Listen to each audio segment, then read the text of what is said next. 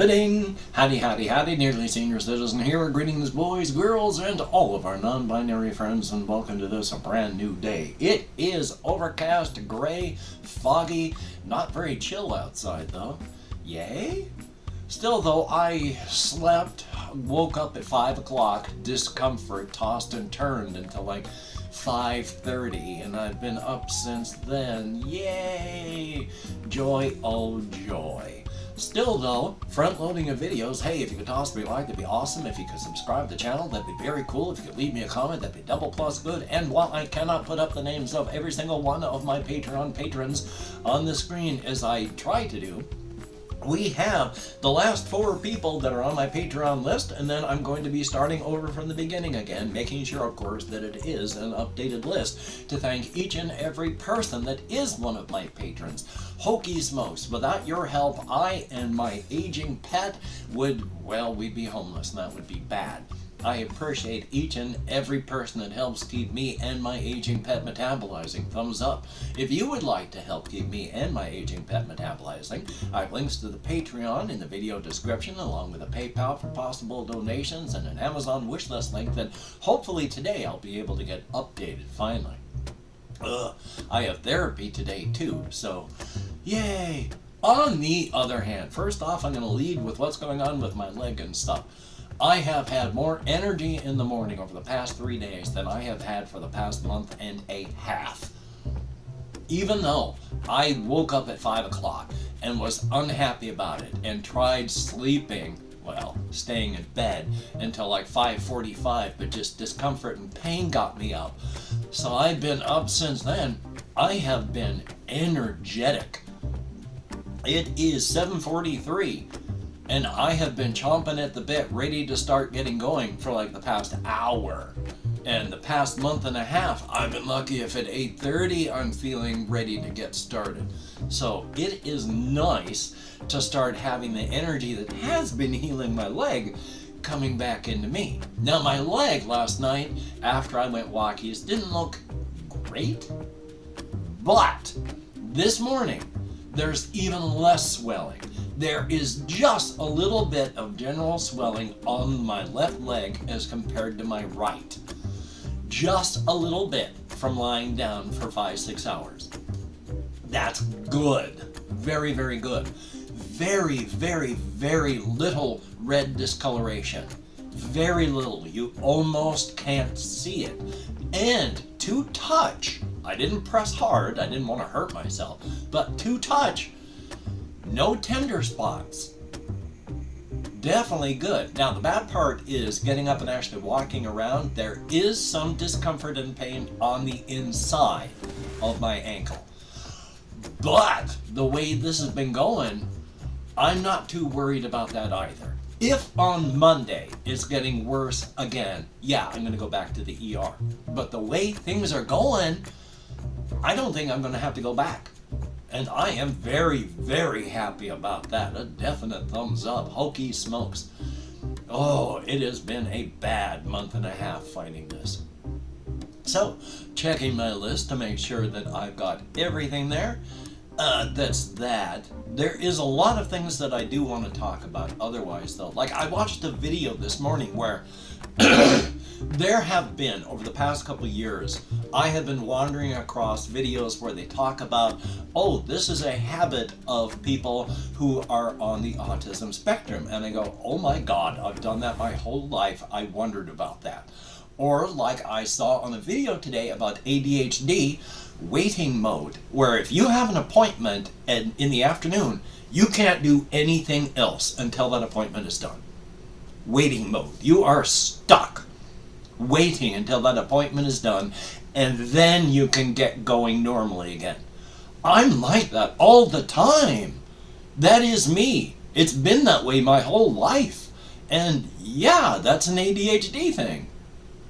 So there's another thing that even though I know I've had it, just discovering things that have shaped my life are not a result of my choices, but how my body was formed. Thumbs up.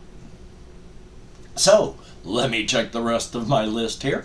I'm going to have to try and... I got a lot of things written down. I'm going to have to highlight and then erase some things. Otherwise, I'm just not going to be able to see the things that I do want to talk about. Yay! Now, here's a silly thing, though. It's about my housemates' guinea pigs. I am currently taking care of their guinea pigs. Now, I like rodents. I like rodents of all kinds. But I also like more like rat, mouse, hamster looking rodents. And guinea pigs, while cute, aren't really cute. Their heads are too big for me. They don't have tails. While I'm not a big fan of long tails, the little tiny stub of a tail that hamsters have is just bloody awesome. They are perfect rodents. But without a stub of a tail, guinea pigs just look weird to me. More weird than cute. I mean, they're still like 48% cute, but 52% weird because they don't look like hamsters. On the other hand, I do like all animals, and because they are cute, I do like guinea pigs too. They're just not my favorite type of rodent. The two guinea pigs there, they've always been skittish ever since my housemates purchased them. And there is one guinea pig that they have that is very, very skittish. But with the way that I've been feeding them and talking to them, I just walk by and I call guinea pigs Piggly Wigglies because I'm old. And I go, hello Piggly Wigglies, you're good little Piggly Wigglies, because I talk to all the animals. That's the way I talk to my cat, and that's the way I talk to the guinea pigs. And when I've had hamsters, that's the way I talk to my hamsters. I talk to animals. This morning I saw a squirrel outside and I called out, hey, morning squirrel. So I talk to animals. Yay. But when they hear me talk, they come over to the side of the cage now.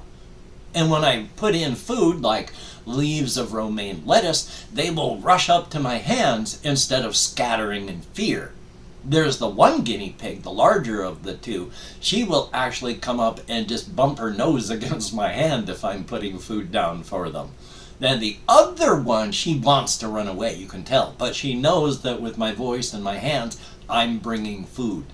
So it's a good thing. I like guinea pigs too. And did I mention that they're calico? So they are two calico guinea pigs. They look really awesome that way. Definitely a thumbs up. I just wanted to mention that because I like animals. Which I might as well mention, I like animals and babies. Now, when I say I like babies, of course, it's as, like a parent sort of thing. I look at babies as, I want to protect babies. This includes human babies, animal babies, all kinds of babies. I was watching a video, going through Facebook this morning. There is an animal rescue place that I follow. They are taking care of some possum babies. Now, what happens a lot of the time is the mother will get hit by a car, but the babies in the pouch, they live.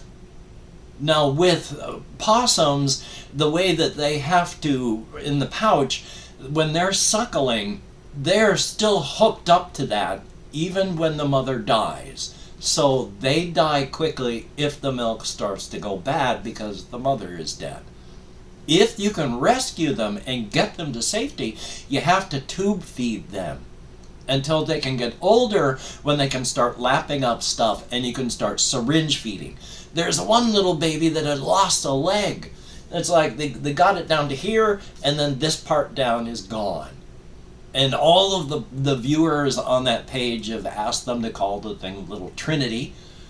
But going from a little pinky with a missing leg, this little baby is about this long now. And it was up on the one leg and the two back legs and holding up the stump over here. And it was drinking out of this syringe bottle. And it's like, I just want to take up a sword and shield and go out and protect this little baby. I want that little baby to live. Holy smokes. Thumbs up for that. Yeah, on my marriage, my wife was a baby person to our babies, but I became a baby person for I like babies. As someone who's just go, I will get a sword and shield and protect this child. So when I hear children or babies and stuff, I don't get like, I'm pissed. It's like, listen. So, thumbs up. It's better than being angry all the time. Hokey smokes. I can understand the people on airplanes that get pissed off at crying babies, but nobody wants the baby to cry, least of all the baby. Thumbs up. All right, let's see what else I have on my list here. Largely just talking about cosmic horror and then some of my settings stuff. I've watched a couple things on this morning. I can't remember who they were, but this person was talking about the way these people deal with cosmic horror in their movies. And there is a difference between the originator of cosmic horror, and the cosmic horror that these people make their movies, because it is true cosmic/existential horror. Lovecraft's cosmic horror is built on racism and bigotry, fear of the other. If you read his stuff, I mean, it is frighteningly racist. I mean, I have said before, and it is true, that even the people of the time, who were the casual racism of the time, it makes anything you see today look absolutely like nothing. But even these people were saying to Lovecraft, hey, we hate them too, but can you tone this down a little maybe? But in his writings, yeah, the other, you could tell that they were mostly people of color that were lightly disguised into monsters. So yay on that. But the cosmic horror of these movies, it's based more on love. And that when the people come across this stuff, it's not fear and terror. There is the fear and terror, but it's not the fear and terror of the other. In fact, they do their best to take care of each other and adapt to each other as this horror they are investigating, which is good. Definitely a thumbs up. I didn't get to finish the video. I definitely want to, but he says about the movies, one of the common themes is when these people come across a cosmic horror type thing, their first instinct is map it so that you can see it, to try and understand it so that you can beat it. Beating it may be just getting away alive. And of course, with cosmic/existential horror, that is largely a futile thing to do. Now, cosmic horror and existential horror. I see these things, turned Irish for a moment. I see these things as cosmic horror is a possible planetary threat, and it does not care about human beings as individuals. It may not even care about human beings as a species or a race. We're just incidental to their story, which makes our story all the more frightening that way, because we don't understand what the hell is happening or why or what we can do about it. Cosmic horror, as I've described cosmic horror boiled down into its most basic nuts and bolts, it is just a person, place, object, or situation that we can't understand, doing something or simply existing in a fashion that we can't know, with little or no interest in human lives or safety. That is basically cosmic horror in a nutshell. We don't count. Existential horror I see as more personal, in that some of the best existential horrors things that I've seen, it's either completely impersonal, but you're still being messed with, or it's you on a personal level are being messed with, because this existential horror, it wants to mess with you. So it deals with maybe a group of people, maybe even a town, like in the Stephen King book, The Dome, where this inexplicable dome goes over a city. That is still an existential threat, because it's not threatening the whole world. It's just the people in the town. The rest of the world is freaked out about it, but it's not going to hurt the rest of the world. It's just these people being screwed with. And sometimes, depending on what's going on, it can be a really personal getting in there and fucking with you. but it's all for their own purposes, and who knows what those purposes are. And that I see is the big difference. Cosmic horror, worldwide threat. Existential horror, personal threat. So thumbs up on that. I just thought I'd mention. Now let me try and read my own list. Yes. On my creative front, before I deal with something else, the full title that I have been working on now for my Dark Carnival is Bedlam, Hotchkiss, and Macabre, Traveling Carnival. I screwed that one up. Let me start it again. Bedlam, Hotchkiss, and Macabre, Traveling Carnival Extraordinaire, and Exotic Performance Extravaganza. There we go, and that is the full title of their thing. Now, one of the things about Dark Carnivals that I've talked about them before, it's that some of them can have a wholesome purpose, and that the actual whole reason that they show up in your town is they set up a camp. They start doing something that is a existential horror that gets a group of people of a certain type that the cryptids are looking for to gather together to fight them. And then these people, they go through troubles, they get hurt, maybe even one dies. But in the end, they push the cryptids out of town, they save the place, and even though, well, the person who died didn't grow from the encounter, everyone that survived is actually better for the experience. And that is why the Dark Carnival comes to town, for those particular type of people that they're looking for to do that. The thing is, though, of course, as wholesome as that may seem, they are still cryptids. And when they leave town, when they're finally driven away, a not insignificant number of human beings will have churned through cryptid digestive tracts. So it's wholesome as they may be, there's still going to be a fair number of people that no one sees anymore. Thumbs up. Let me see what else I have on my list. I want to talk about, checking my time, I want to talk about the group They Might Be Giants for a very, very quick moment. They Might Be Giants is a group that started back in 1980. I think their first album came out in 1980, and before that they'd had demo stuff, and they've done a lot of music for, television and all that, and for kids. That they started off for adults, and they've been doing music. I don't know if they still do it. That's like 40 years since they came out with their first album and I first started listening to them. Their first couple albums were really bizarre, and then they came out with the next one. The album they came out with after I had started listening to them was an album called Apollo 18.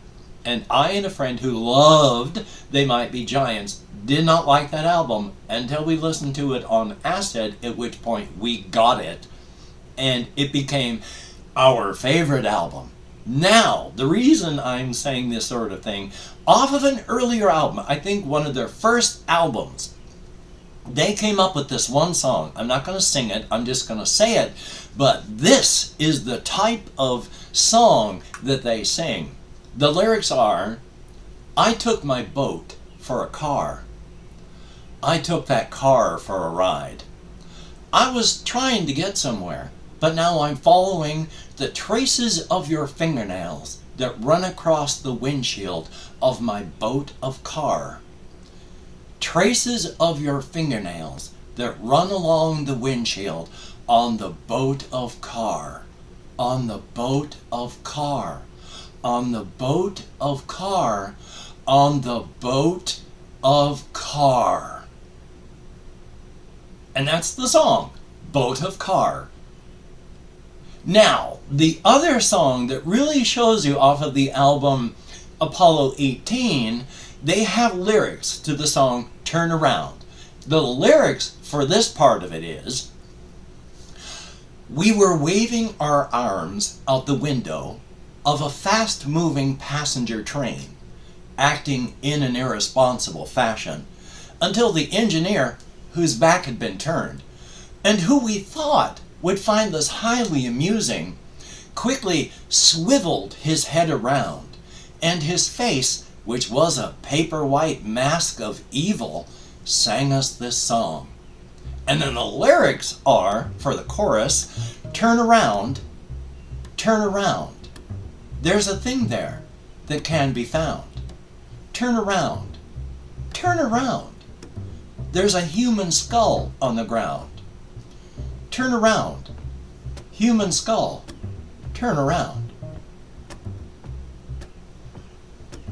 These are the songs. And of course, if you've ever heard Fingertips by They Might Be Giants, look it up on YouTube. It is like 3 minutes of songs that are like, some of them 5 seconds long, some of them up to 20 seconds long, with songs like that are stitched together one against the other. So you'll hear one song end and the next one is exciting crashing piano music, and then what's that blue thing doing here? And that's the song. And then it goes on to the next one. Thumbs up.